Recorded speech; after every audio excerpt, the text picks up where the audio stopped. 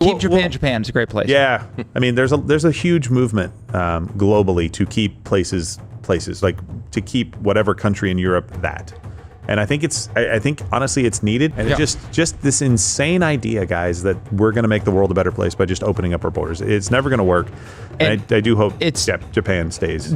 今、日本の新しいリーダー、高市早苗新総裁をめぐり、国内だけではなく世界でも注目が集まっています。今回はアメリカの人気トーク番組クラウダービッツよりさよならグローバリストたちと題した動画をご紹介します。高市総裁の政策や発言をアメリカの保守層はどう感じたか、海外の視点からコメディやジョークも交えて考察しています。グローバリズム、移民政策、そして対中姿勢、そして最後には左派への対応についても語っています。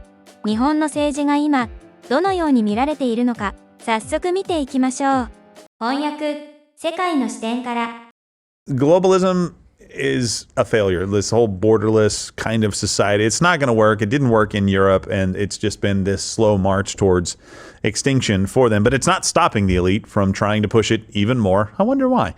Even when it is least wanted in places. Now, that brings us to Japan. Japan's conservative LDP just selected its new leader and likely new Japanese prime minister. And this one's slightly different from the past. Japan's ruling Liberal Democratic Party has started a new week with a new leader. Former Economic Security Minister Takaichi Sanae has become LDP's first ever female president and is set to be the first woman to serve as Japanese prime minister. 私自身もワークライフバランスという言葉を捨てます。働いて働いて働いて働いて働いて参ります。Did you say Mighty Mouse? Mighty Mouse. Yes. I like a Mighty Mouse. Listen, always working. We're going to make fun of the Japanese just a little bit in this, but it's not for any other reason than I respect the hell out of their work ethic. They're a very great ally right now. Love you guys in Asia. Yes. Lane makes this point all the time. If you ever call Israel our greatest ally, you should shut the hell up. You should. You don't know what you're talking about. Yeah, this lady has the work ethic of a Toyota. Yeah. Yeah, nice. Yeah. A million miles on her. Of a Hilux. Honda? I don't know. Is that part of it? Okay, anyway. Trump posted about this on True Social just this morning. Japan has just elected its first female prime minister, a highly respected person of great wisdom and strength. It's just not the same without Stephen reading it. I don't know. It just kind of falls flat. This is tremendous news. Let me do my Trump impression. Japan has just selected its first female prime minister. Wow. You sound like Louis Anderson. A highly respected person of great wisdom and strength. This is tremendous news for the incredible people of Japan. Congratulations to President Donald Trump. No, congratulations to all. I couldn't see President little tiny screen. Donald J. Trump. It's pretty good, right? Nice job. That was great. Thank you. We should totally have you do that as a stand-in. So this next one's not actually coming from Japan. It's coming from Blue Sky. So just I'm trying not to set you up for. So the leftists that are on Blue Sky, like this gal she actually lives in Japan and she's on Blue Sky. No, but she says she does. This is bad, lol. Takachi is a member of the Nippon Kaigi, supports the revision of Article 9, and much like her idol, Margaret Thatcher, has extremely regressive views of women's rights, among other things. So fascist. That's what they're... So it's the fascist thing. That quote, no, we could have looked high and low, and everything kind of sums up that sentiment from the left, is that this is... the Donald Trump of Japan. This is a fascist. This is Margaret Thatcher. Blah blah blah blah. Like the countries we listed earlier, this seems to be the refrain. Anytime somebody comes in and says, "Hey, it's actually good to kind of prioritize our own citizens and to make sure that people aren't coming here illegally and like draining resources from us," it's not saying everybody who comes here from another country is a drain on society. That's a different comment, right? She is kind of a China hawk, which I think is very much necessary. Takashi? Chinese hawks much smaller than American hawks. Takaichi, sorry. Has been extremely outspoken on the threat China poses, rightfully so.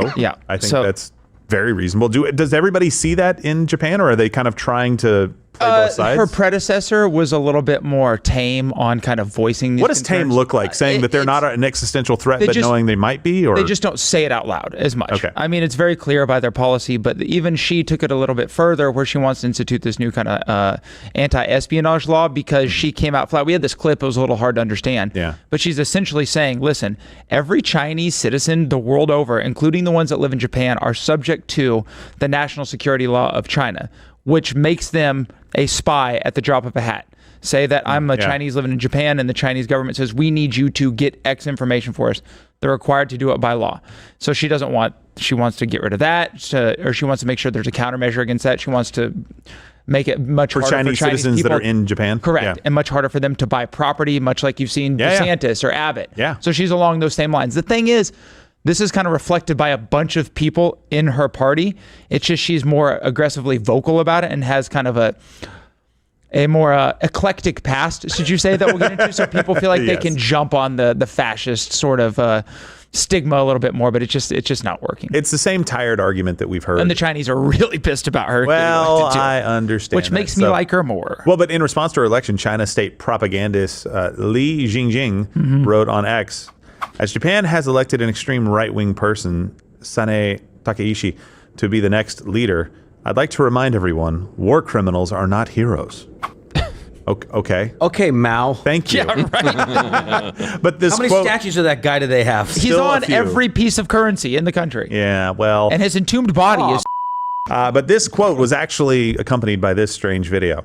The West has tried really hard to make the whole world forget about the Asian theater of World War II. Almost as hard as how they tried to make people forget about Jeffrey Epstein's client list. And that's why you see stupid 5-star Google reviews on the Yasukuni Shrine like this. They devoted themselves to their sweet homeland. That's like saying Jeffrey Dahmer devoted himself to being a foodie. He kinda did.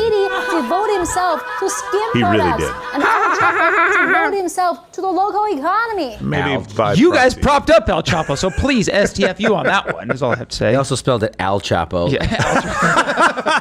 like His first Weird name. Al Chapo. Yeah.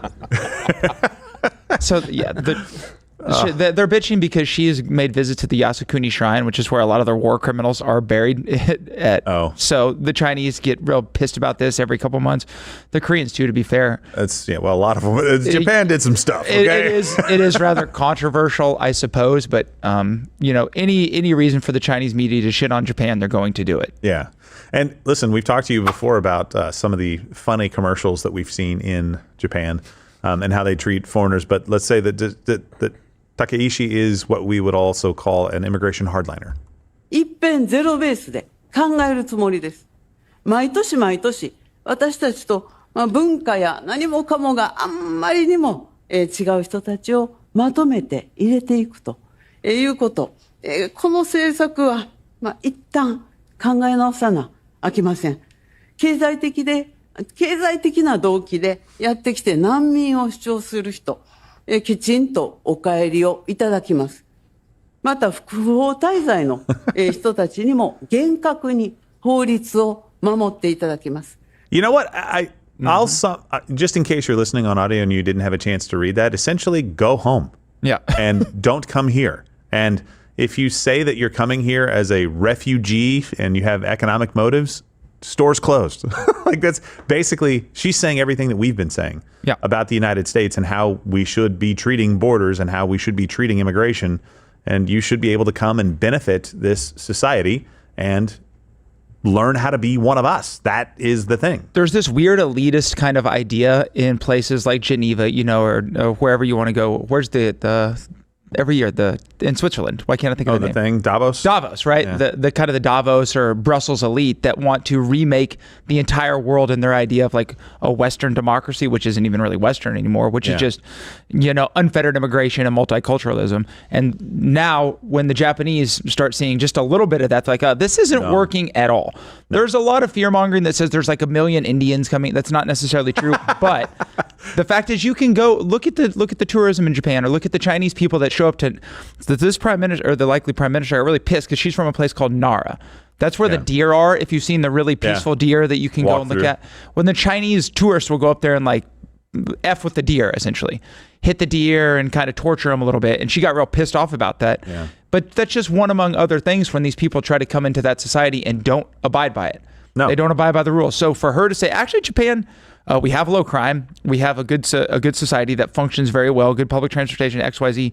Maybe we don't need to bring in a bunch of third worlders that have nothing in common with our traditional culture. In fact, probably would like to overthrow every component of that culture, given the opportunity to do so. Because Japan does represent the West in a lot of ways. It's not necessarily a Western society, but it's much more aligned with kind of the Western tradition, at least, especially, since the Meiji Restoration, and especially since World War II. Yeah. Well, I hope we lean into that, because I agree with you. That's a very, very, very strong ally. Probably the number one ally in the world.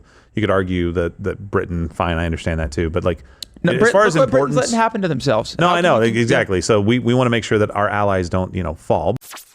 Keep Japan. Japan's a great place. Yeah, I mean, there's a huge movement globally to keep places like to keep whatever country in Europe that, and I think honestly it's needed. I think the French need to step up and do the exact same thing. They're a huge part of this problem. Yes, and Italians are. I don't think people know that Italians experience this more painfully and faster than just about anybody else in Europe. Correct. Which is super strange, but the island Lampedusa or something like that, that people would come over in boats, but it literally completely swamped the population of that island. And then they would get from there to Italy, and from Italy they would go and be dispersed throughout Europe. And it's just this insane idea, guys, that we're going to make the world a better place by just opening up our borders. It's never going to work.